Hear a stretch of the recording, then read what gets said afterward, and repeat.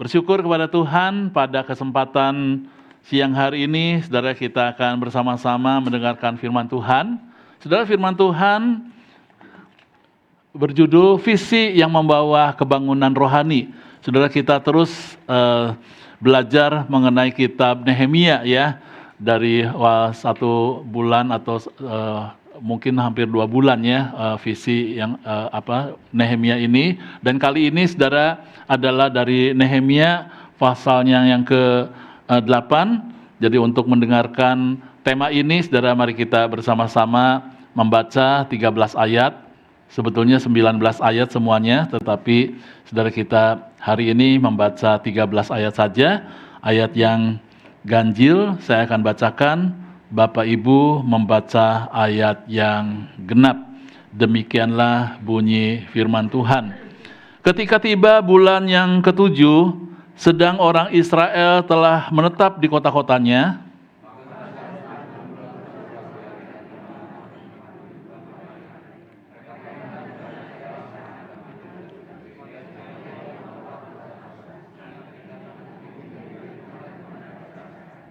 lalu pada hari pertama bulan yang ke-7 itu, Imam Ezra membawa kitab Taurat itu ke hadapan jemaah, yakni baik laki-laki maupun perempuan, dan setiap orang yang dapat mendengar dan mengerti.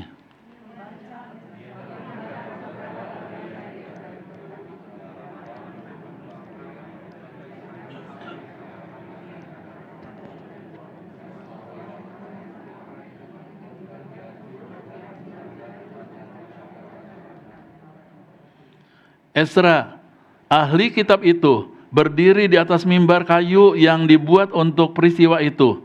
Di sisinya sebelah kanan berdiri Matika, Sema, Anaya, Uria, Hilkia, dan Maaseya. Sedang di sebelah kiri berdiri Pedaya, Misael, Malkia, Hasum, Hasbadana, Zakaria, dan Mesulam.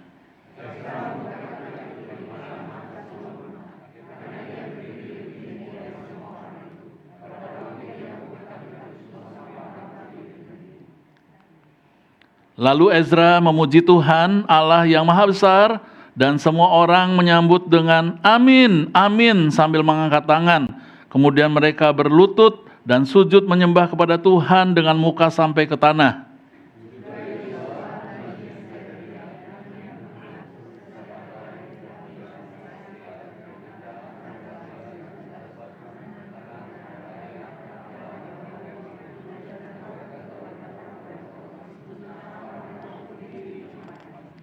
Bagian-bagian daripada kitab itu, yakni Taurat Allah, dibacakan dengan jelas, dengan diberi keterangan-keterangan sehingga pembacaan dimengerti.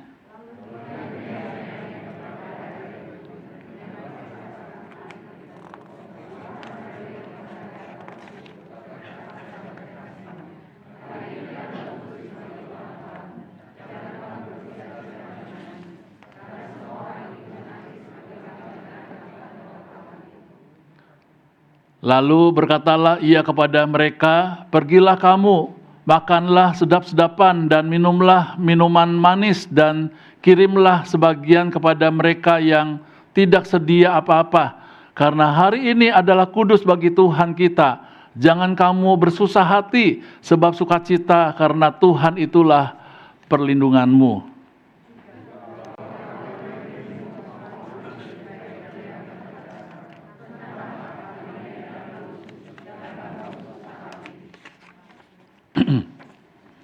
Maka pergilah semua orang itu untuk makan dan minum, untuk membagi-bagi makanan dan berpesta ria, karena mereka mengerti segala firman yang diberitahukan kepada mereka.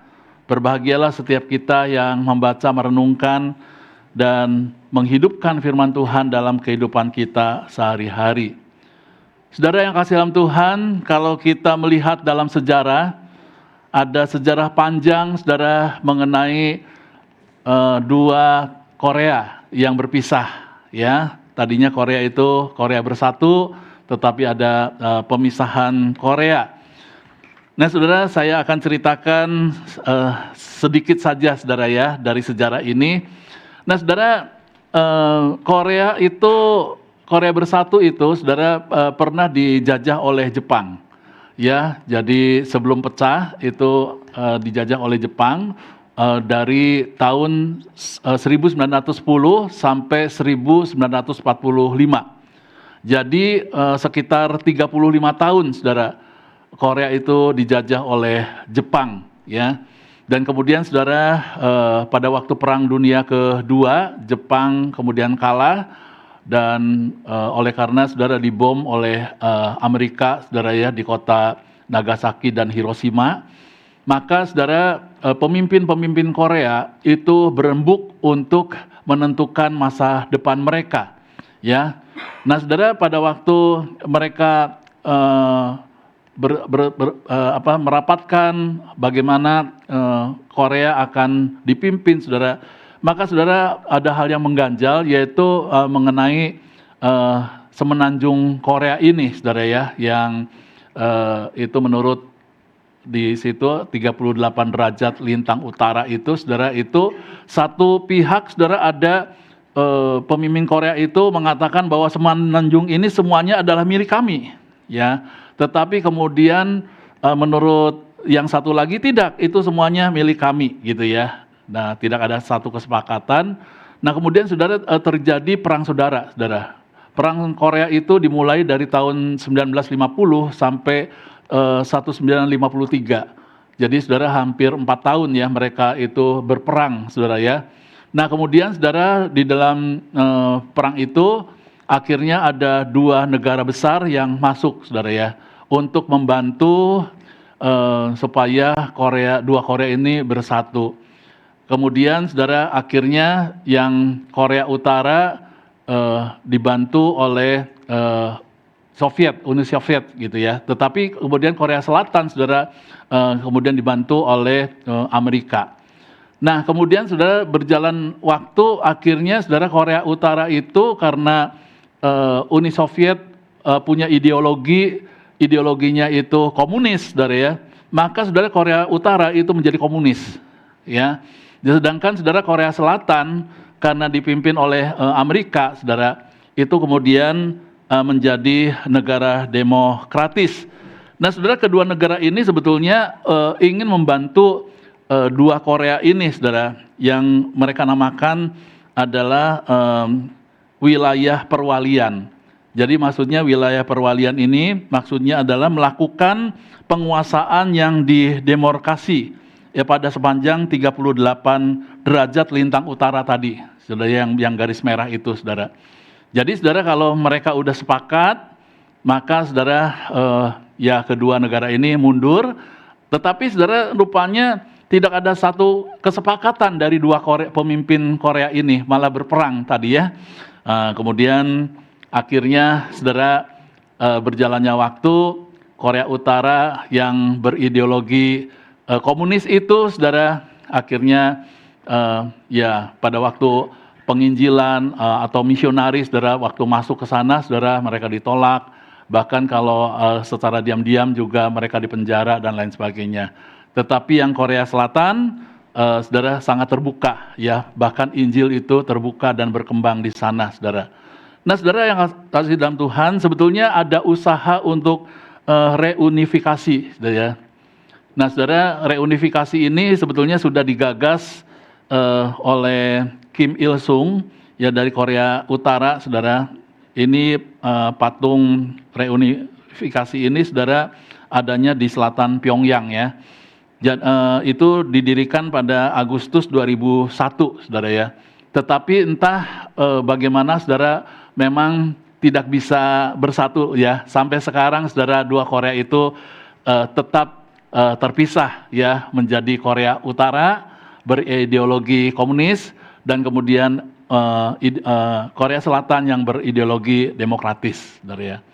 Nah, saudara, saya ingin mengatakan demikian, saudara.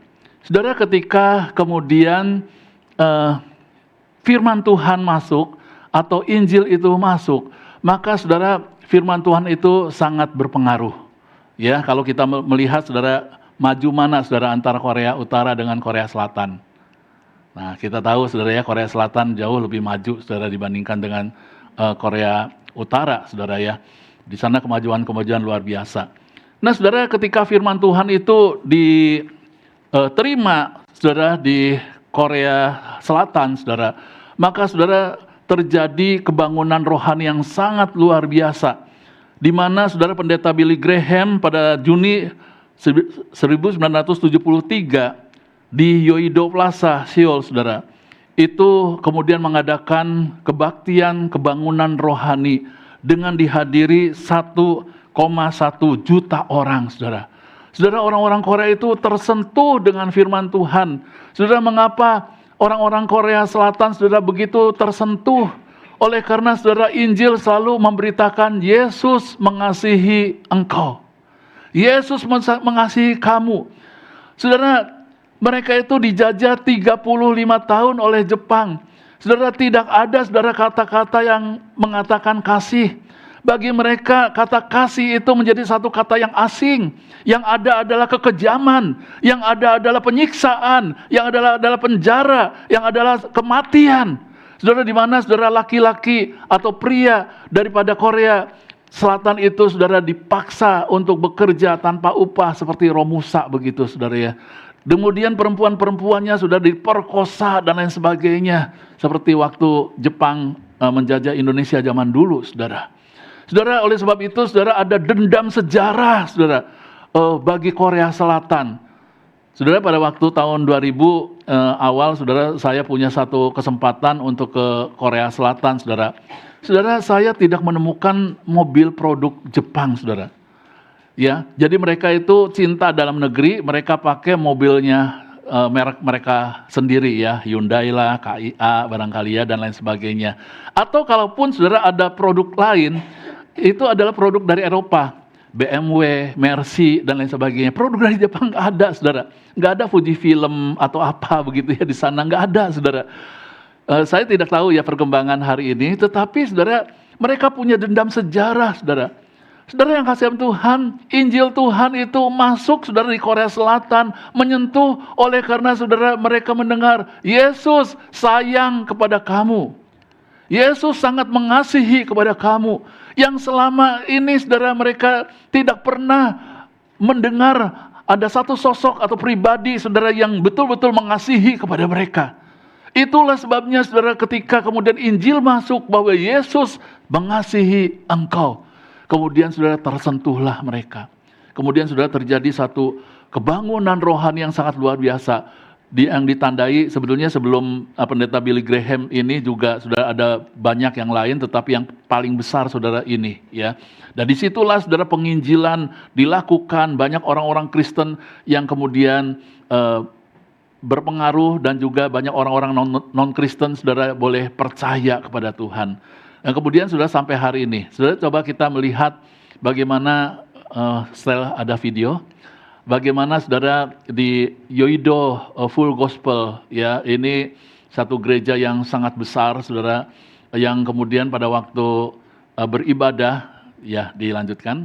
Pada waktu ibadah, saudara, itu mereka bisa selesai ibadah, kebaktian selanjutnya, saudara, sampai ditahan, saudara, nggak boleh masuk dulu. Ya, lain dengan kita ya. Kalau kita, saudara, terlambat. Kalau mereka terlambat, saudara, nggak kebagian tempat duduk. Karena mereka ingin dengar firman Tuhan sampai sebegitunya, saudara. Ya. Nah, saudara, saya melihat, saudara, pada waktu tahun 2000-an itu kami mengadakan studi banding dengan gereja-gereja di Korea Selatan, saudara. Dan memang kami juga terharu, saudara. Kami memperhatikan doa paginya gitu ya. Itu kalau kunjungan tamu-tamu internasional, saudara, doa paginya itu bisa 4 kali. Jadi 1 kali itu 1 jam. Pagi-pagi udah doa, saudara. Itu pagi sekali ya, jam 4-an gitu, kloter yang pertama. Kami kloter yang kedua, jam 5. Jam 5 pun, saudara, untuk nunggu yang kloter pertama keluar, saudara, kami harus antri. Doa loh, saudara. Merinding saya. Hanya untuk doa, saudara, udah ngantri, saudara. Pagi-pagi buta, saudara. Wah, saudara, banyak teman-teman juga yang nangis di situ ya, doa dan lain sebagainya. Terjadi satu kebangunan rohani. Nah, kami memang bukan di Yoido, tetapi saudara di Myeongsung Presbyterian Church, ya, di mana waktu itu gembala sidangnya adalah Pendeta Kim San-hwan, saudara. Saudara, Pendeta Kim San-hwan mengatakan, kenapa gereja Korea kuat di dalam doanya? Kenapa gereja Korea paling kuat doanya? Karena kami masih punya hutang, yaitu Korea Utara. Korea Utara belum diinjili. Korea Utara belum tersentuh oleh Injil. Sebab itu kami akan terus doa, terus doa, terus doa. Sebab itu kami sampai hari ini, kami terus doa untuk Korea Utara. Saudara, itu yang menjadi setiap orang, saudara, orang-orang Kristen di sana sudah menggebu-gebu sangat luar biasa. Sebab itu, saudara, tidak heran, saudara, kebangunan rohani itu terjadi di sana. Kita melihat, saudara, bagaimana populasi orang-orang Kristen, saudara, itu menempati agama yang terbesar sebetulnya. Memang itu warna yang merah tua itu adalah non-religious, saudara ya. Jadi tidak beragama, saudara, itu menempati 35%. Tetapi saudara yang beragama, yaitu agama Kristen, itu yang ungu, itu 31%, saudara ya. Jadi ini adalah sekitar hampir 16 juta, saudara, orang-orang Korea itu beragama Kristen. Saudara yang kasih Tuhan, saya ingin mengatakan bahwa ketika firman Tuhan itu menyentuh satu bangsa, saudara, itu maka saudara terjadi satu kebangunan rohani yang sangat luar biasa. Sebab itu, saudara, Korea Utara harus mempertahankan, harus maintenance terus supaya betul-betul, saudara, kekristenan di sana itu menjadi maju, bukan hanya sebuah agama, tetapi juga harus menjadi satu kehidupan beriman yang baik, saudara.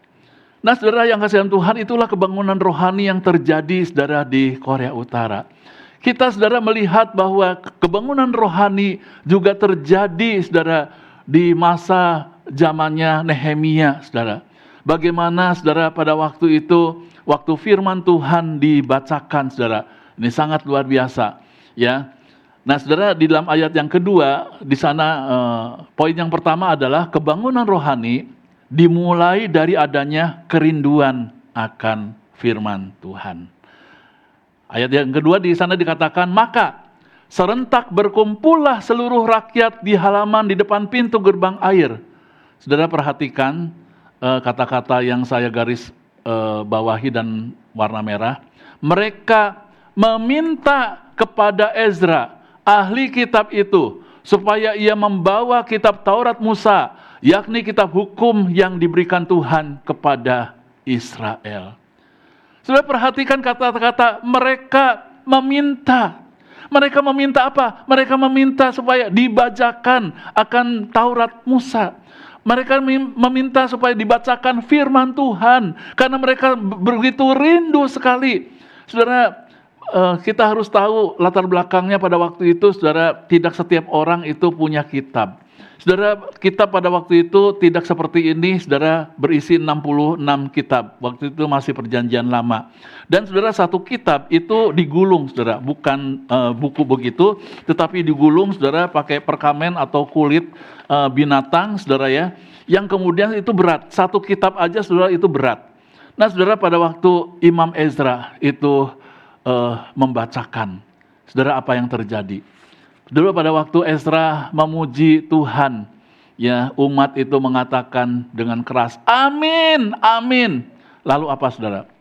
Waktu firman Tuhan itu dibacakan, saudara, mereka itu sujud, saudara, sampai ke tanah.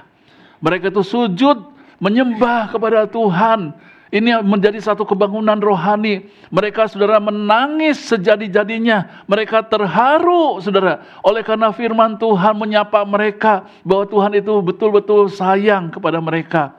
Mereka terharu ketika mendengar kitab Taurat itu dibacakan, saudara. Nah, sekarang, saudara, pertanyaannya bagi kita, saudara, yang tidak seperti orang Israel yang tidak punya kitab, ya, dan mereka minta dibacakan. Saudara, sekarang Alkitab kita, saudara, ada di mana-mana. Baik itu secara cetak maupun juga di digital, saudara, ada di handphone kita. Tetapi saudara, pertanyaannya, apakah saudara kita rindu untuk terus membaca dan menggali firman Tuhan? Saudara, jangan sampai kita mempunyai satu pendapat, nggak apa-apa, firman Tuhan itu saya bisa dengar dari mimbar, firman Tuhan bisa dengar dari YouTube dan lain sebagainya. Ya, itu semuanya baik, saudara ya. Tetapi saudara, kalau yang namanya kita relasi dengan Tuhan, saudara, ini adalah firman Tuhan ini, surat cintanya Dia, saudara. Tetapi saudara, apakah kalau kita cinta kepada Tuhan, kita punya relasi dengan Tuhan baik, saudara, apakah kita mengabaikan surat cintanya? Sudah berapa lama, saudara, Alkitab ada di lemari sampai akhirnya ke pembantu kita barangkali, Bu, tolong dikemocengin, debunya banyak. Berarti saudara nggak pernah dibaca Alkitab itu, saudara. Saudara yang kasih Tuhan, kalau kita menganggap bahwa ini adalah surat cintanya Tuhan, saudara, maka saudara kita perlu untuk membaca dan menggali sendiri. Ya, yang lain-lain itu tambahan. Kalau saudara baca Gema itu tambahan. Ya, kalau saudara mendengar firman Tuhan di mimbar seperti ini itu tambahan. Kalau saudara mendengar YouTube dan lain sebagainya itu tambahan. Tapi yang paling penting saudara baca, gali, saudara. Saudara, harus ada satu kerinduan bahwa kita itu betul-betul mencintai firman Tuhan. Kita rindu akan firman Tuhan. Nah, saudara yang kasih Tuhan, saya kasih PR. Saya kasih PR-nya begini, saudara. Saudara, nanti di rumah, ya, baca Nehemia pasal yang ke-8 secara keseluruhan, sampai 19 ayat. Tapi dalam keadaan tenang, tanpa diganggu oleh siapapun. Entah itu pagi-pagi, di kamar saudara sendiri, baca. Lalu saudara yang kedua, tempatkan diri saudara bersama dengan orang-orang Israel. Saya jamin meleleh, saudara. Meleleh. Itu yang saya lakukan juga. Tiba-tiba sudah meleleh. Karena apa, saudara? Ada satu kerinduan, saudara, bahwa kita ini adalah orang berdosa. Tuhan, ampuni dosa saya. Saya tidak layak untuk baca firman Tuhan yang begitu suci. Dan kemudian saudara, pada waktu firman Tuhan itu dibaca, semakin digali, saudara, itu semakin keluar mutiara. Semakin digali, saudara, semakin keluar akan kebenaran firman Tuhan yang sangat luar biasa, saudara. Saudara yang kasih Tuhan, kita akan melihat, saudara, ada dua contoh kebangunan rohani yang saya akan berikan kepada saudara. Yang pertama dalam perjanjian lama, yang kedua dalam perjanjian baru. Dalam perjanjian lama, saudara, ini adalah kisah pertobatan bangsa Niniwe. Saudara, kita tahu bahwa Yunus yang diutus oleh Tuhan, sebetulnya saudara, dia itu tidak mau diutus untuk memberitakan firman Tuhan ke sana. Sebab itu, saudara, pada waktu Tuhan suruh ke Niniwe, dia perginya kemana, saudara? Ke Tarsis. Ya, jauh dari hadapan Tuhan, dikatakan begitu. Ya. Pada waktu Tuhan suruh untuk beritakan firman Tuhan, apa yang dia lakukan? Jalan-jalan, wisata, saudara ya. Tetapi saudara, Tuhan itu adalah Tuhan yang maha murah. Sekalipun saudara, bangsa Niniwe yang dinilai oleh Yunus sebagai bangsa yang tidak layak untuk mendapatkan kasih Tuhan, untuk dengar firman Tuhan, tapi Tuhan sayang, saudara, kepada bangsa Niniwe. Sebab itu Tuhan utus hambanya. Harusnya kan Yunus bangga dan senang. Kenapa bangga dan senang? Karena saudara, Yunus ini berbeda dengan nabi-nabi yang lain. Kalau nabi-nabi lain, saudara, diutus kepada bangsanya sendiri. Tetapi Yunus ini selain nabi plus misionaris, saudara, diutus kepada bangsa yang lain, yang berbeda dengan bangsanya dia. Saudara, seharusnya ada satu kebanggaan. Tuhan, terima kasih, aku dipercayakan oleh Engkau untuk beritakan firman Tuhan kepada bangsa yang lain. Yunus enggak tuh, enggak ada bangga-bangganya, saudara. Malahan, saudara, kita melihat bagaimana secara singkat akhirnya, saudara, oleh gara-gara Yunus, saudara, kemudian orang-orang kapal itu rugi, saudara ya, karena barang-barang itu harus dibuang-buang untuk meringankan kapal, dan kemudian saudara masih juga terus terjadi goncangan, ombak yang besar, badai yang sangat luar biasa. Lalu saudara sampai akhirnya Yunus saudara dicemplungkan ke laut dan akhirnya dimakan ikan besar. Saudara tahu, atas penentuan Tuhan. Ikan besar itu tahu-tahu memuntahkan Yunus, plus gitu ya. Di depannya Niniwe, saudara. Di depannya Niniwe, saudara. Dengan ajaib, saudara.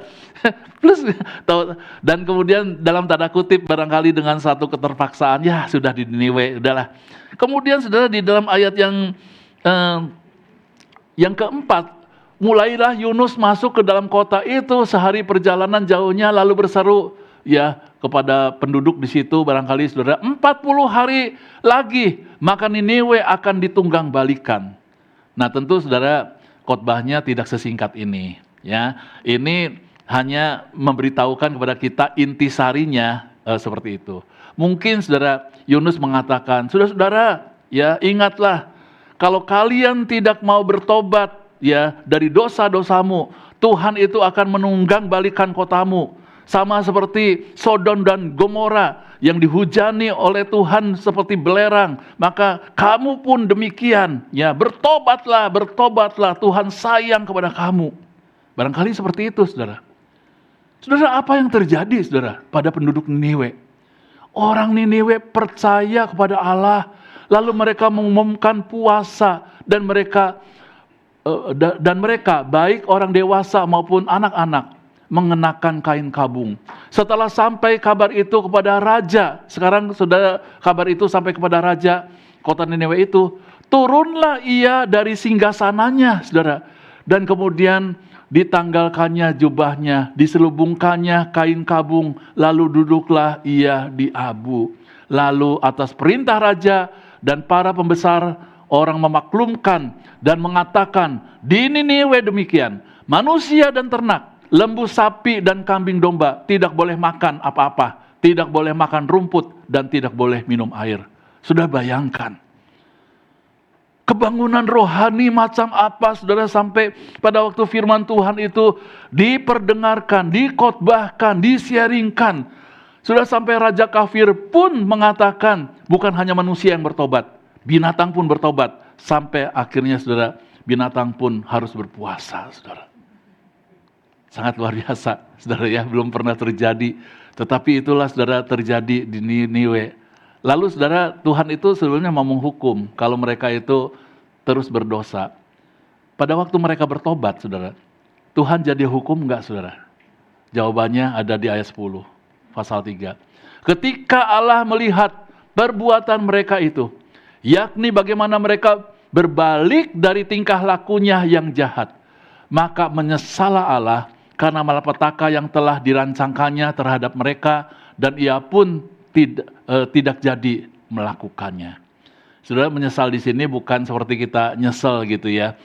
Sepertinya kok Tuhan gak ada perencanaan dan sebagainya, bukan. Tetapi saudara, ini adalah meminjam kata-kata manusia, saudara, yang mengartikan bahwa Tuhan itu sangat sayang kepada orang-orang Niniwe, sehingga hukuman itu tidak dijatuhkan.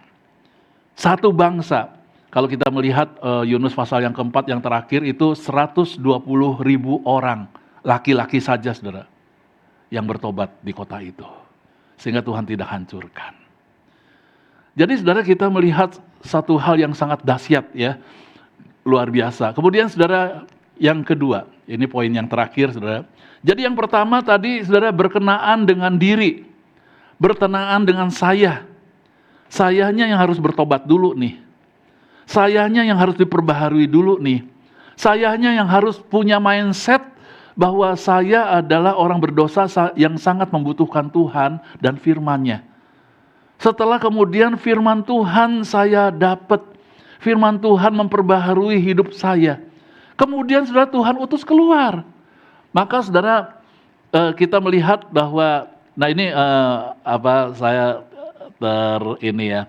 Ini yang kedua ini adalah kisah orang Berea ya. Jadi orang Berea ini adalah bahwa mereka dalam perjanjian baru ya, dikatakan orang-orang Yahudi di kota itu lebih baik hatinya daripada orang-orang Yahudi di Tesalonika. Kenapa lebih baik hatinya? Karena mereka menerima firman itu dengan segala kerelaan hati, dan setiap hari mereka menyelidiki kitab suci untuk mengetahui apakah semuanya itu benar demikian. Saudara, dikatakan bahwa firman Tuhan itu merubah sikap hati atau mindset mereka, saudara, sampai akhirnya saudara mereka katakan apa, saudara? Dikatakan lebih baik hatinya daripada orang Tesalonika. Lalu apa, saudara? Lalu berpengaruh, saudara, pada kesaksian. Ayat 12, banyak di antara mereka yang menjadi percaya, juga tidak sedikit di antara perempuan-perempuan terkemuka dan laki-laki Yunani. Kebaikan daripada orang-orang Berea yang sudah dipengaruhi oleh firman Tuhan, yang hatinya jadi baik, itu kemudian menjadi satu kesaksian bagi orang-orang Berea. Nah, ini, saudara, adalah poin yang terakhir. Kebangunan rohani terjadi ketika kabar sukacita disebarluaskan. Jadi kalau yang pertama tadi berkenaan dengan hidup kita, diri kita, firman Tuhan sudah kita mengerti, firman Tuhan yang mengubah hidup kita, dan kita baca firman Tuhan baik-baik, kemudian kita diminta untuk keluar, untuk menyebarluaskan berita baik itu. Saudara yang kasih dalam Tuhan, Nehemia dengan kita ini agak beda, saudara. Bedanya kenapa, saudara? Kalau Nehemia, saudara, ketika dengar kabar yang buruk, temboknya runtuh, pintu gerbangnya terbakar, kabar yang buruk itu, saudara, ya, doa sama Tuhan. Jadi kalau ada kabar buruk dari manusia, dari gereja, dari pekerjaan Tuhan, dari majelis, dari hamba-hamba Tuhan, datangnya kepada siapa, saudara? Kepada manusia, cerita sama orang, atau kepada Tuhan? Kepada Tuhan. Itu Nehemia, saudara. Kalau kemudian Tuhan suruh beritakan kabar baik, dia beritakan kabar baik kepada manusia. Lah kita terbalik, saudara. Kabar buruk dari manusia tanpa ada orang nyuruh, tanpa ada orang menyuruh, saudara, kita beritakan kepada orang yang lain lagi. Padahal, saudara, barangkali orang itu mengatakan, ini rahasia ya, saya dengar dari si A, si ini gini loh, kamu jangan sebarluasin ya, jangan sebarluasin, janji loh. Nah, saudara, udah digituin pun, kemudian apa, saudara? Tersebar, saudara. Makanya, saudara, kalau rapat atau apa, dinding itu sudah punya telinga dan punya mulut untuk nyampein kepada orang lain. Jadi, saudara yang kasih Tuhan, kabar buruk dari orang yang harusnya punya satu prinsip Nehemia itu doa kepada Tuhan, enggak, saudara, cerita sama orang lain. Tapi, saudara, ternyata kabar baik yang dari Tuhan, yang Tuhan suruh untuk kita beritakan kepada orang lain, mulut kita terkunci, mulut kita rapat-rapat enggak mau beritakan kepada orang lain. Saudara, ini menjadi teguran bagi saudara dan saya. Saudara, biarlah kiranya kita hidup seperti Nehemia, seperti Esra dan lain sebagainya, pemimpin-pemimpin yang luar biasa. Ya. Nah, kemudian, saudara, kabar sukacita itu disebarkan dari pemimpin. Pemimpin itu, saudara, punya visi, ya, visinya ke sana, yang lain, saudara, mengikuti. Dan kemudian, saudara, diteruskan, ya, kepada orang-orang Lewi. Kemudian diteruskan lagi kepada sesama anggota masyarakat. Kemudian, saudara, karena ini adalah kabar gembira, maka, saudara, Nehemia dan juga Esra mengatakan, atau orang-orang Lewi, jangan kamu berduka cita dan menangis. Kenapa?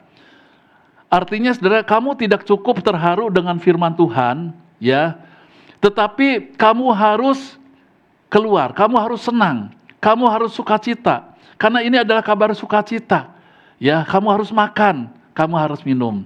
Maka, saudara, makan dan minum itu adalah hal yang membuat kita sukacita, ya, tapi bukan makan dan minum jasmani tentunya, ya, tetapi makan dan minum di dalam kebenaran firman Tuhan. Maka, saudara, kalau kita melihat, ya, di dalam ayat yang ke-13, di sana dikatakan apa, saudara? Semua orang itu bisa berbagi, ya. Saya akan bacakan ayat 13. Maka pergilah semua orang itu untuk makan dan minum, untuk membagi-bagi makanan dan berpesta ria, karena mereka mengerti segala firman yang diberitahukan kepada mereka. Mereka itu, saudara, bisa berbagi. Saudara, kalau orang generous, ya, orang murah hati, saudara, apapun juga sudah diberikan. Nah ini saudara diberikan kepada sesama, diberikan untuk kemuliaan nama Tuhan. Maka saudara yang kasih Tuhan, demikian juga kita. Kita yang sudah mendapatkan kabar baik sebelumnya, ada orang-orang di masa yang lalu yang beritakan firman kepada kita. Akhirnya kita berespon, dan pada waktu kita berespon kita bertobat. Hari ini Tuhan juga mau pakai saudara dan saya untuk beritakan firman Tuhan kepada orang lain yang belum pernah dengar. Kita berhutang Injil, saudara. Kita berhutang Injil. Saudara yang kasih Tuhan, semua orang berbagi, ya, berita sukacita. Dan akhirnya saudara, mereka melaksanakan firman Tuhan, mereka dengan penuh sukacita, saudara, mereka berada di pondok daun yang mereka adakan sendiri selama 1 minggu. Ya, mereka bersenang-senang, mereka bersukacita dalam Tuhan. Saudara yang kasih Tuhan, ini adalah rasul bagi orang Batak. Kalau saudara tidak sebagai orang Batak tidak tahu orang ini, saudara, terlalu saudara ya. Saudara, ini adalah Nommensen, ya. Ludwig Ingwer Nommensen, seorang misionaris Lutheran asal Jerman, saudara. Dan ini adalah rasul bagi orang Batak. Saudara yang kasih Tuhan, pada waktu sebelum Nommensen masuk, saudara, ya, pendidikan masih rendah di sana, demikian juga dengan kesehatan dan lain sebagainya. Tetapi saudara, begitu Nommensen masuk, firman Tuhan diberitakan, saudara, ada revolusi besar-besaran di sana, saudara. Baik revolusi berkenaan dengan pendidikan, revolusi yang berkenaan dengan kesehatan, lalu dia juga menerjemahkan Alkitab ke dalam bahasa Batak, lalu merekrut penginjil-penginjil lokal, saudara, untuk menjadi penerus, saudara. Dan kemudian, saudara tahu, HKBP itu adalah sebetulnya cikal bakal pendirian HKBP itu berasal dari Nommensen. Saudara tahu, gereja terbesar di Indonesia punya anggota jemaatnya berapa? Mungkin saya tidak tahu ya datanya, apakah saudara di dunia atau tidak. Tetapi saudara, kalau di Indonesia udah pasti ini adalah nomor 1 jemaatnya. Saudara, HKBP punya jemaat seluruh Indonesia itu 4,5 juta, ya, yang tersebar di seluruh Indonesia. Dan jumlah HKBP gerejanya itu sampai 3.129 gereja. Bandingkan dengan sinode kita GKY, saudara ya. GKY hanya punya anggota mungkin sekitar 23.000 lebih. Mungkin kalau dengan pemuda, sekolah minggu, dengan remaja, ya mungkin hampir 30.000. Bandingkan dengan 4,5 juta, saudara. Kita punya gereja, saudara, GKY, ya belum ada 50. Mungkin 46 atau 47 yang tersebar di Indonesia maupun juga di 2 negara, di Australia maupun di Singapura, saudara. Sangat jauh, saudara ya, 45 dengan 3.129 gereja. Saudara, itu dari mana? Saudara, itu pengaruh daripada Nommensen, saudara. Saudara, ketika firman Tuhan disebarluaskan, maka saudara itu berdampak, ya, berdampak. Maka saudara, sebagai refleksinya, yang pertama, sampai sejauh mana saudara kita rindu untuk terus bertumbuh dalam iman dengan membaca dan menggali kebenaran firman Tuhan? Adakah upaya yang sungguh-sungguh bagi kebangunan rohani secara pribadi? Saya ingin memberi tekanan, saudara, adakah upaya yang sungguh-sungguh bagi kebangunan rohani kita dulu nih, saudara? Kita sendiri juga harus ada kebangunan rohani. Jangan nengok kiri kanan, jangan lihat orang-orang lain. Kita sendiri, saudara. Coba renungkan. Yang kedua, saudara, maukah kita dipakai Tuhan untuk menyebarluaskan kabar sukacita dari Tuhan? Mulai dari lingkungan terdekat sampai lingkungan yang terjauh. Setelah kita dipengaruhi oleh firman Tuhan, setelah kita bertobat dengan sungguh-sungguh, maka saudara, kita kemudian diminta oleh Tuhan untuk menjadi rekan kerjanya, beritakan kabar baik. Beritakan kabar baik di tengah-tengah dunia yang buruk, di tengah-tengah dunia yang kabarnya tidak baik. Beritakan kabar baik. Biarlah kiranya saudara, firman Tuhan itu boleh memberikan kekuatan, pertolongan, dan yang paling penting kita melakukannya. Mari kita berdoa.